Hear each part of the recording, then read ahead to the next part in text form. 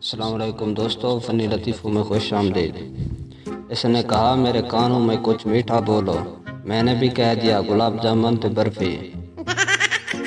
काली मिर्च 1500 रुपये किलो। अल्लाह माफ़ करे, अगर गोरी होती तो कितने नखरे करते। शादी में खाने के वक्त एक आदमी को प्लेट नहीं मिली तो आदमी अपनी झोली में खाना डालने लगा। लोगों ने पूछा ये क्या कर रहे हो? आदमी बोला दाग तो चला जाएगा, ये वक्त फिर नहीं आएगा। एक आदमी और इसकी बीवी चिप्स खा रहे थे। बीवी आप क्या महसूस कर रहे हो? आदमी तुम मुझसे तेज खा रही हो। आम और दोस्त कभी इन लोगों के दरमियान बैठकर ना खाएं जिनमें आपकी इज्जत हो। ये हमेशा छुपकर और डांट कर खाने वाली चीज़ें हैं। हर उदास शख्स का मसला इश्क नहीं होता जनाब, किसी का माल्टा भी खट्टा नहीं कहलाता है। और आज सही दाम लगाओ भाई, हम हमेशा यहीं से सामान लेते हैं।